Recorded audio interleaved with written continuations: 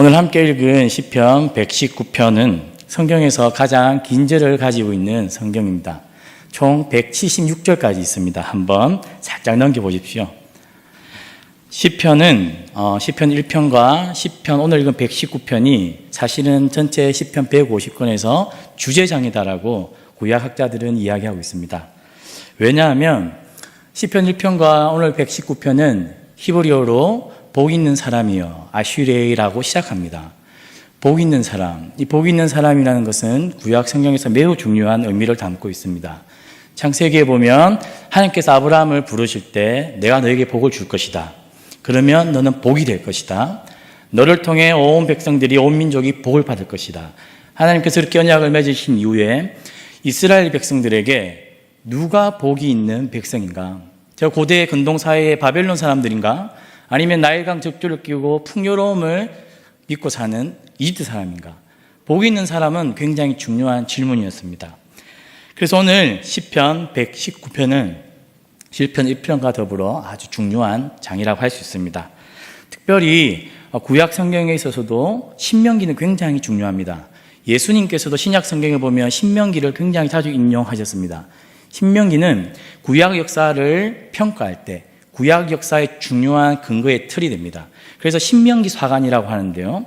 신명기에 보면 자주 등장하는 단어들이 율례, 규례, 법도, 율법, 계명이라는 단어들이 자주 나옵니다. 그런데 오늘 읽은 시편 119편에서 신명기에서 가장 중요한 단어들이 자주 반복되고 있습니다.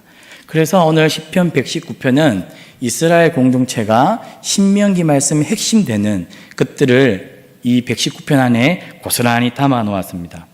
오늘 시편 119편은 언제 쓰여졌냐면요. 이스라엘 백성들이 바벨론으로 포로로 잡혀갔다가 다시 귀환한 후에 쓰여진 시입니다.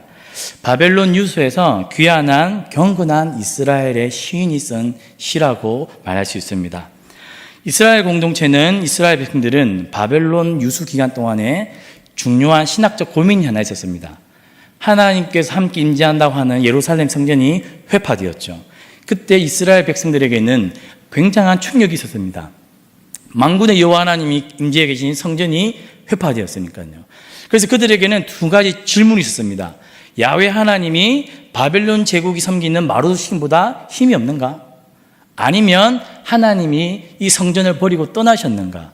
바벨론 땅에 끌려갔을 때에 그 포로의 기간 동안 두 가지 신학적 질문을 가지고 그들은 고민을 했었습니다. 그때 이스라엘 백성들의 그 고민의 해답은 무엇이었냐면 하나님이 바벨론 신 마르독보다 신이 없는 것이 아니라 우리가 언약의 말씀에 신실하지 않았다는 것입니다.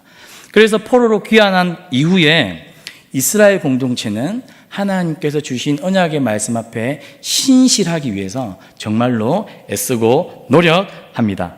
그래서 오늘 시인은 그 지난 선배들의 신앙의 선배들의 실수를 되풀이하지 않기 위해서 오늘 119편을 굉장히 재미있게 썼습니다. 히브리어는 총 22개의 알파벳으로 구성되어져 있습니다. 화면에 나오죠. 지렁이 글자처럼 생겼습니다.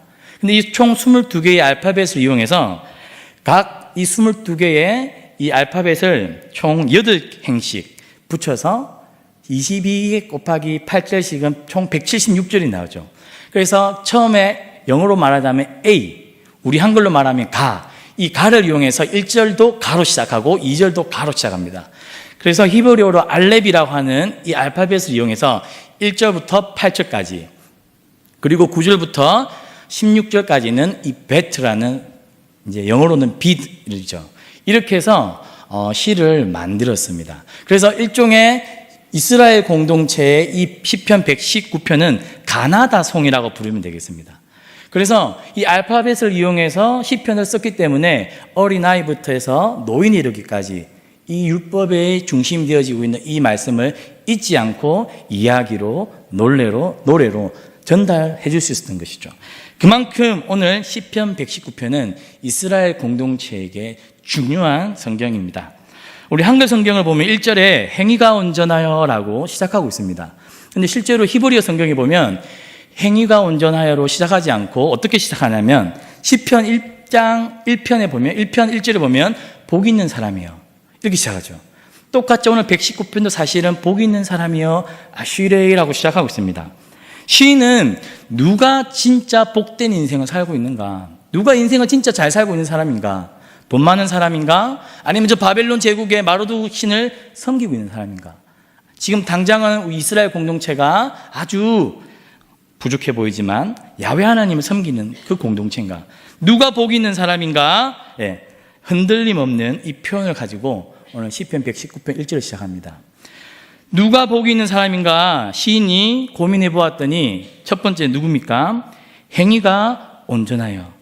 여기서 행실이 온전한 사람, 행위가 온전하다라고 하는 히브리어 단어는 타밈입니다. 이 타밈이라고 하는 동사가 갖고 있는 의미는 뭐냐면 겉과 속이 다르지 않다는 거죠. 즉, 그 사람이 한결같다는 것입니다. 그래서 이 동사가 어디서 사용되냐면 레위기서에서는 하나님께 제사를 드릴 때 흠이 없는 염소, 흠없다라고 할 때, 그리고 욥기서에서는 그 하나님 앞에 비난받을 것이 없는 욥, 이때 사용되는 단어가 바로 이 타밈입니다. 우리가 가짜 뉴스라는 이야기 요즘 많이 퍼뜨려졌죠. 가짜 뉴스. 사실 뉴스라는 것이 팩트를 이야기하는 것이 아닙니까? 그런데 이 가짜 뉴스라고 하는 어휘 자체가 아주 모순된 단어죠. 뉴스인데 실제 들여다보니까 거짓말이 적혀 있는 그것을 우리는 가짜 뉴스라는 겁니다. 겉과 속이 다르다는 것입니다. 한결같지 않다는 것이죠. 우리가 이전에 일제시대 때 많은 우리 신앙의 굴욕적인 역사가 있었죠. 신사 앞에 참배하도록 강요받았습니다. 그래서 많은 그리스도인들이 무력과 두려움 앞에 신사 참배를 하면서 한결같지 않은 모습을 보였을 때가 있습니다. 그리고 우리 역사적으로는 친일파, 그리고 우리가 고위공직자를 뽑을 때 인사청문회를 하면 그 사람의 이제 낱낱이 이제 신상들이 밝혀지지 않습니까? 평소 존경했던 고위공직자지만 청문회를 거치면서 그 사람의 겉과 속이 얼마나 다른지를 판단할 수 있게 됩니다. 이스라엘 공동체도 생존과 성공의 길목에서 하나님 앞에 겉과 속이 다른 한결같지 않은 모습을 볼 때가 있었습니다. 처음에 가나안 땅에 들어왔을 때 농사를 지으면서 하나님께 유월절을 드리면서도 어디에 갔습니까? 바알과 아세라를 섬겼습니다. 그리고 바벨론 포로로 잡혀갔을 때 그 바벨론 제국의 화려함, 문화, 경제, 정치 모든 그 화려함 앞에 마르둑 신을 섬겼습니다. 그렇게 이스라엘 공동체가 하나님 앞에 한결같지 않은 모습으로 살았다는 것이죠. 그래서 오늘 시편 119편 113절에 보면 내가 두 마음 품는 자들을 미워하고 주의 법을 사랑한나니다. 두 마음을 품는 것, 겉과 속이 다른 것, 한결같지 않은 것. 저희도 어떤 일상의 어떤 상황에서 한결같지 않을 때가 있지 않습니까? 양심을 속일 때, 내가 그리스도임을 숨기고 싶을 때, 좀 더 성공하기 위해서, 좀 더 잘 먹고 잘 살기 위해서 우리가 얼마든지 우리가 카멜레온처럼 우리의 신앙의 색깔을 바꾸며 우리의 정체성을 숨길 때가 있었습니다. 저도 부끄러운 이야기지만 제가 IVF 학생 기독 선교단체 간사로 있을 때 3년 차 되었을 때였습니다. 가까운 서문교회에서 이제 사역을 할 수 있는 기회가 생겼습니다. 그래서 그때 제 마음 안에 처음에는 소명을 따라서 IVF 선교단체 간사가 되었지만 그 소명을 잊어버리고 잠시 제 욕심을 따라서 IVF 간사를 그만두고 기차를 타고 서울에 올라와서 이제 2, 3만 하면 되는 그런 결정들을 하게 되었습니다. 근데 그날 저녁에 제가 이제 KTX 타고 부산역에 딱 도착했을 때요, 제 IVF 선배 간사가 저를 기다리고 있습니다. 그러면서 저에게 이야기를 하기 시작했습니다. 정복기 간사, 처음에 시작했던 그 하나님께 품었던 마음이 어떤 마음이었길래 3년도 채 지나지 않아서 간사를 그만두려고 합니까? 그러면서 저를 훈계했다기보다 저를 타일렀습니다. 그때 그 이야기를 들으면서 제가 소명을 따라 사는 사역자가 아니구나, 제 모습을 돌아보면서 저 역시 한결같지 않구나, 참 겉과 속이 다른 사역자구나, 그런 제 모습에 실망해서 한 2달 정도 너무나도 부끄러워서 힘들었던 기억이 있습니다. 오늘 시인은 하나님 앞에 겉과 속이 다르지 않고 한결같이 살아가는 그것이 참된 복된 인생이다라고 말하고 있습니다. 힘들어도 지금 당장 내가 빨리 성공하지 못하더라도 하나님 앞에 한 길 가는 사람, 두 마음을 품지 않는 그 사람이 복되다라고 이야기하는 것입니다. 그래서 2절에 보니까 이 복이 있는 사람은 행위가 온전하여서 어쨌든 하나님의 증거들을 지키고 하나님을 구하는 그 일들을 행하고 있습니다. 여기서 지키다, 구하다, 이 말씀은 히브리어로는 말씀대로 살아가는 사람, 실천하는 사람을 의미하는 것입니다. 두 마음을 품지 않고 한결 갖기 위해서 어쨌든 주의 말씀을 붙들고 하나라도 지키기 위해서 애쓰고 발버둥 치는 것이죠. 이런 사람들은 3절에 보니까 불의를 행하지 않는다라고 되어 있습니다. 하나님 앞에서 양심을 지키고 한결 갖기 위해서 애쓰다 보니까 불의를 행하지 않는 것이죠. 하나님 앞에서 정직하게 느리더라도 올바른 길로 가는 사람들입니다. 그래서 6절에 보니까 이런 사람들은 그 결과 부끄러움 당할 일이 없다는 것입니다. 한 길을 걸어가고 두 마음을 품지 않고 겉과 속이 다르지 않기 때문에 이 사람들은 부끄러울 일이 없다는 것이죠. 그래서 하나님의 백성들의 참된 표지는 뭐냐면 정의와 공의를 행하는 삶. 그래서 어디서든지 그리스도의 향기를 드러내는 하나님 백성으로 살아가는 사람들. 하지만 오늘날 우리 시대는 그리스도인들이 부끄러움을 당하는 시대입니다. 왜일까요? 겉과 속이 다르거든요. 문의는 그리스도이지만 실제 삶의 현장에서는 양심 안에 자신의 욕망을 따라 살거든요. 세상 사람들과 구별되지 않습니다. 그래서 오늘 6절에 부끄러움이 당할 일이 없어야 함에도 불구하고 오늘날 부끄러움은 오롯이 그리스도인들의 몫이 되었습니다. 사실 우리가 복이 되고 복을 나누어 줘야 될 존재인데 우리가 부끄러움을 당하는 그리스도인이 되었다는 것이죠. 그래서 오늘 시인은 9절에 한글 성경은 청년이 무엇으로 그의 행실을 깨끗하게 하리까라고 되어 있지만 히브리 성경은 어떻게 살아야 이렇게 시작합니다. 어떻게 살아야.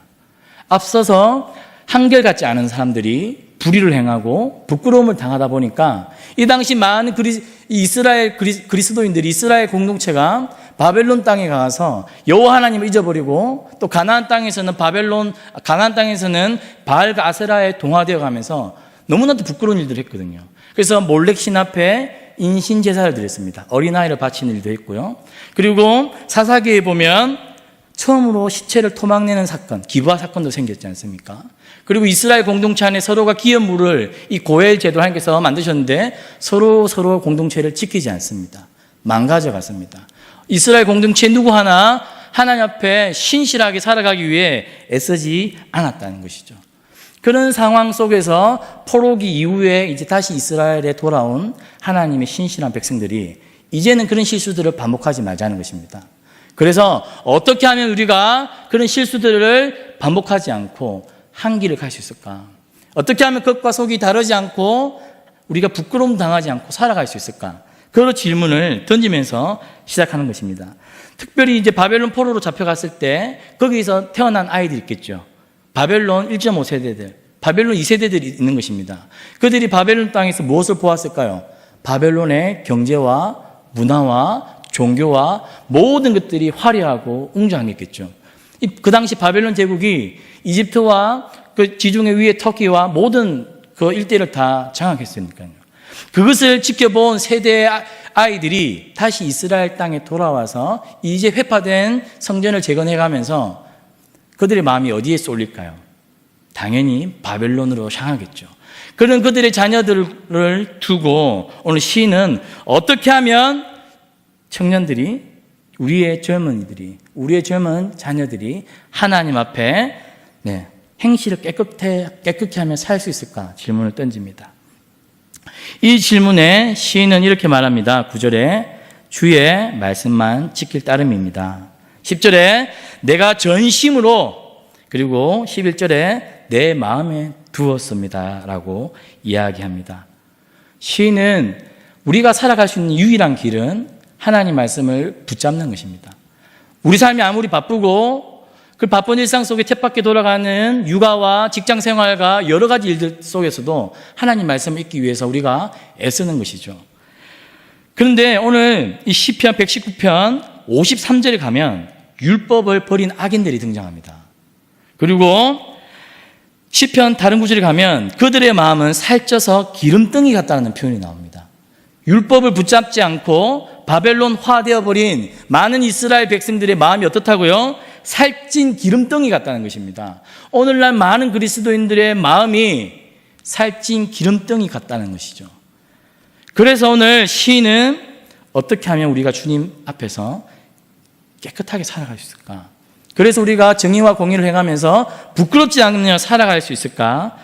오늘 기도하고 있습니다. 미래가 안 보이는 상황 속에서 12절에 시인은 기도합니다.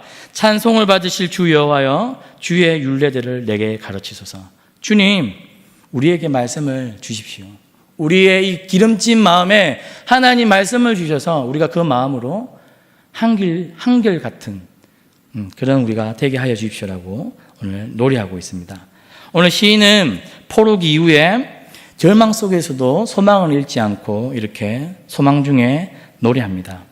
기도합니다. 저는 교회 공동체 안에 신앙의 선배들이 해야 되는 것이 바로 이것입니다. 우리의 자녀들과 다음 세대들을 위해서 말씀으로 모범을 보이는 것. 우리가 먼저 말씀을 붙잡고 말씀대로 살아가기 위해서 애쓰고 발버둥 치는 것을 보여주는 것. 단순히 조언하는 것이 아니라 우리의 삶으로 모범이 되는 것. 그리고 이 하나님 말씀이 소망이 있음을 늘 엎조리는 겁니다. 15절에 내가 주의 법도들을 작은 소리로 엎조리며 주의 길들을 주의하며, 선배들이, 신앙의 공동체의 선배들이 늘 말씀을 입에 담고 머리에 담고 생각에 담고 입으로 중얼구경을 묵상하는 것이죠. 이것이 우리가 다음 세대들을 위해 할 수 있는 유일한 모범이라고 저는 생각합니다. 그래서 교회 공동체 안의 순장들 그리고 직분자들, 우리가 해야 될 중요한 일은 뭐냐면 하나님 말씀을 전하고 하나님의 이야기를 전파해주고 노래하는 이야기꾼이 되는 것입니다.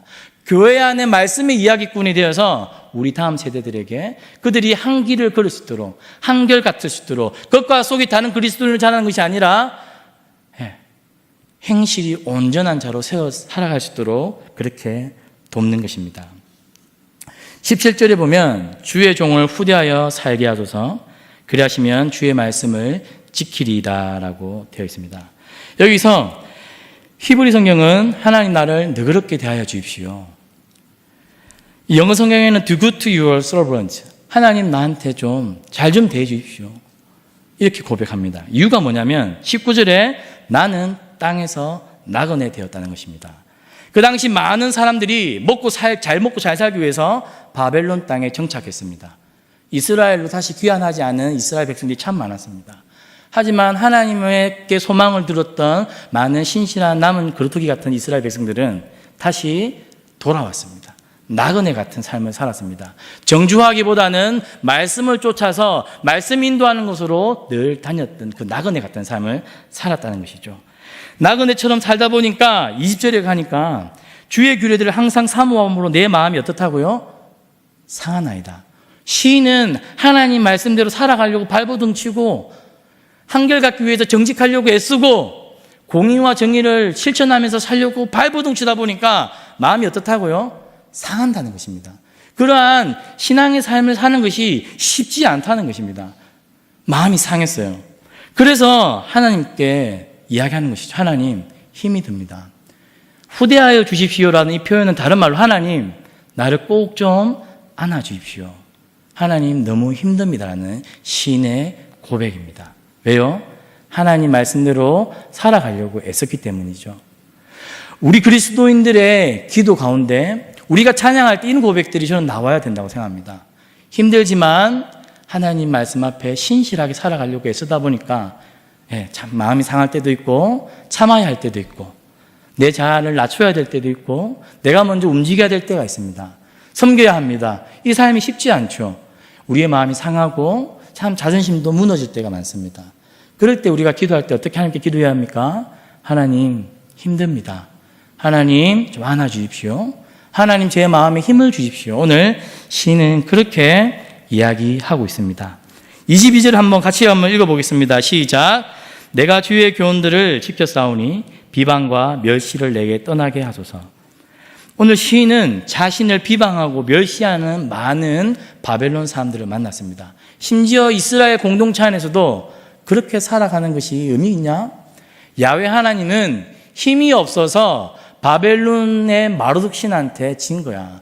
너희가 섬기는 히브리인들이 너희가 섬기는 그 야훼 하나님은 사실 고대 근동사회에서 지방 잡신에 불과해. 이제 하나님을 그만 믿으라고 이야기했던 많은 이방 민족들, 그리고 심지어 이스라엘 공동체 안에서도 이제는 우리가 야훼 하나님을 버려야 할 때다라고 했던 사람들이 많았던 것입니다. 그래서 시인처럼 하나님의 율법을 계속 엎조리고 율법을 붙잡고 말씀에 두고 전심으로 율법을 쫓는 사람들을 참 찌질한 인생들, 참 그렇게 살아봤자 너희가 세상에서 소망이 없다라고 비난하고 멸시했다는 것이죠. 그리스도인으로 살아가는 삶은 세상 속에서 때로는 무시당하고 때로는 비난받고 때로는 참 못나 보이는 그 길이 바로 참된 그리스도인으로 살아가는 길입니다. 하지만 오늘 그 길을 오늘 시인은 기뻐하며 즐거워하며 포기하지 않고 있다는 것이죠. 참 중요한 것은 23절을 같이 한번 읽어보겠습니다. 시작. 앉아서 나를 비방하였사오나 주의 종은 주의 율례들을 작은 소리로 엎조렸나이다. 고관들이라고 말할 때 이 고관들은 아무래도 바벨론의 제사장급 되는 바벨론의 아마 고위 관직자들일 겁니다. 고대 근동사회는 정치와 종교가 일치되는 사회였습니다. 그래서 정치적으로 높은 사람들이 다 종교 제사장 같은 역할을 했던 것이죠. 그런데 오늘 이 지도자들이 이스라엘의 하나님을 신실하게 믿는 이 시인을 앞에 세워놓고, 야, 너희 야훼 하나님이 정말 능력 있냐? 무시하고 비방하고 하는 것이죠. 그러나 그때 오늘 시인은 그러한 상황 속에서도 어떻게 하고 있다고 오늘 성경은 묘사하고 있습니까? 비방받는 그 자리에서 주의 종은 하나님의 말씀을 작은 소리로 엎조렸다라고 되어 있습니다. 엎조렸다. 어렵고 무시당하고 힘든 그 상황 속에서도 시인은 하나님의 말씀을 중얼중얼 암송했다는 것입니다. 저는 이것이 바로 하나님의 백성들이 살아가는 삶의 방식이라고 저는 생각합니다. 이 주의 말씀을 엎조리다. 주의 말씀을 조용히 엎조리려고 내가 새벽녘에 눈을 떴나이다. 시편 119편 148절을 한번 같이 한번 펴보겠습니다. 이 시인이 얼마나 하나님 앞에서 주의 말씀을 지키기 위해서 애쓰는지 148절이 잘 적어놓고 있습니다. 같이 한번 읽어보겠습니다. 시작. 주의 말씀을 조용히 엎조리려고 내가 새벽녘에 눈을 떴나이다. 어떻게 했다고요? 새벽녘에 눈을 떴다는 것입니다. 왜요? 어쨌든 힘든 상황 속에서 자신도 하나님 앞에 두 마음을 품는 사람이 아니라 겉과 속이 다른 그리스도인이 되지 않기 위해서 새벽녘에 눈을 떠서 했던 일은 주의 말씀을 읽고 묵상했다는 것입니다. 우리의 일상 가운데 하나님의 말씀을 읽고 묵상하는 시간은 언제입니까? 그것이 새벽입니까? 아니면 점심을 먹고 난 나른한 오후입니까? 아니면 바쁜 일상을 다 마치고 집에 들어와서 혼자만의 시간을 가지면서 하나님의 말씀을 이렇게 엎조리고 있습니까? 저는 우리의 삶의 신앙의 모습들을 좀 돌아보면서 우리가 얼만큼 말씀을 신뢰하고 있는지, 그리고 이 말씀이 진짜 우리의 삶을 복되게 한다는 그 신뢰 속에서 말씀을 읽고 묵상하고 말씀으로 기도하려고 애쓰고 있는지 한번 돌아보았으면 좋겠습니다. 다시금 자신의 일상에서 기도하는 자리를 회복했으면 좋겠고요. 자신의 일상에서 말씀을 읽기 위해서 애쓰는 삶을 회복했으면 좋겠습니다. 오늘 시인은 그 인생에서 가장 복된 삶이다라고 이야기하고 있고 그 삶으로 우리를 초대하고 있습니다. 그래서 하나님의 백성들은 힘든 가운데 노래할 수 있습니다. 왜요? 주의 말씀을 통해 하나님 우리에게 소망을 주시기 때문입니다. 말씀을 읽지 않고 기도하지 않으면 소망이 우리 가운데 생기지가 않습니다. 하나님은 말씀을 통해 우리의 상황, 개개인의 상황 속에 들어오셔서 말씀하시고 위로하십니다. 말씀을 읽지 않으면 하나님이 지금 나에게 하시는 위로를 들을 방편과 길이 없습니다. 아침에 일어나서 기도하는 것. 우리가 밥을 늘 챙겨 먹듯이 그것보다 더하게 주의 말씀을 찾아 엎조리는 것. 이것이 우리 삶의 가장 중요한 것입니다. 이렇게 살아가려고 애쓰는 그런 사람들은 하나님께 하나님 참 힘듭니다. 나를 너그럽게 대해 주십시오. 하나님 내게 후대하여 주십시오. 나를 꼭 좀 끌어안아 주십시오. 그렇게 할 때 하나님 우리를 내동댕이실까요? 아니면 엉덩이를 빵 차버릴까요? 네, 하나님 오셔서 우리를 말씀으로 위로하시고 우리에게 소망을 주시고 우리가 하나님의 백성으로 살아갈 수 있는 비전을 허락하여 주시는 것입니다.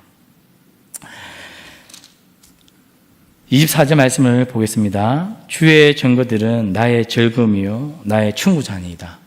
시인은 하나님의 말씀만이 자신의 힘든 상황 가운데서 그 상황을 바꿀 수 있는 유일한 즐거움이다라고 말합니다. 많은 사람들이 야훼 하나님을 버려라고 그렇게 살아가면 소망이 없다고 생존할 수도 없고 성공할 수도 없다라고 말하는 그때 이 시인이 유일한 충고자로 두는 것은 하나님의 말씀입니다. 오늘 성도님들은 누구의 이야기를 가장 귀담아 듣습니까?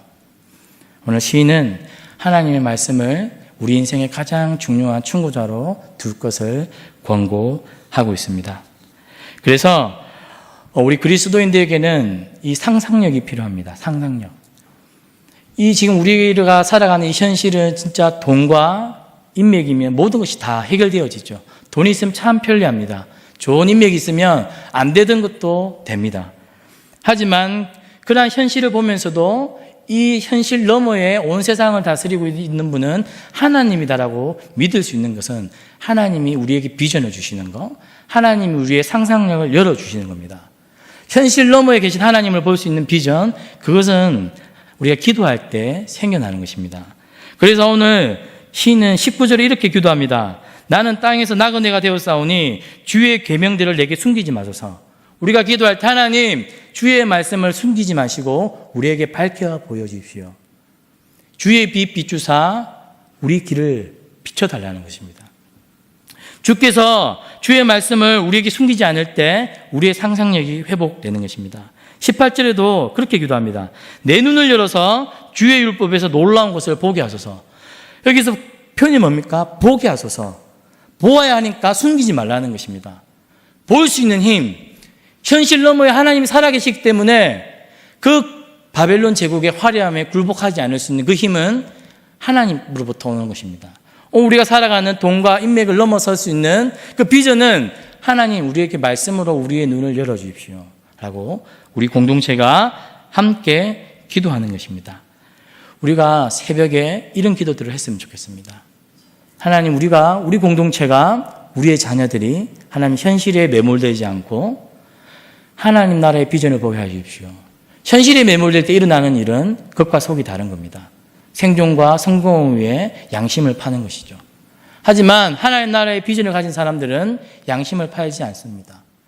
순간적으로 실수했지만 기도하고 하나님께 금방 돌아오는 것. 그것이 하나님 나라의 백성들의 삶의 모습입니다. 말씀을 맺도록 하겠습니다. 겉과 속이 한결같은 사람, 그래서 공의와 정의를 행하는 사람, 그 사람은 오늘 부끄러움을 당할 일이 없다라고 말합니다. 저는 그런 사람들이 오늘 저와 우리 성도님들이 되었으면 좋겠습니다. 그리고 힘든 상황 가운데서도 다른 세상의 충고를 듣는 것이 아니라 하나님의 말씀을 우리 곁에 우리의 충고자로 두고 늘 새벽에 깨어서 또는 저녁에 모든 일을 마무리하고 하나님 말씀을 읽고 묵상하는 가운데 하나님 말씀해 주십시오라고 우리가 그 말씀 앞에 헌신되어졌으면 좋겠습니다. 그래서 우리가 한결 같은 사람, 하나님 보실 때 참 온전한 사람, 마음의 중심이 참 진실한 사람, 정말 하나님만을 의지하는 그 사람, 그런 우리가 되었으면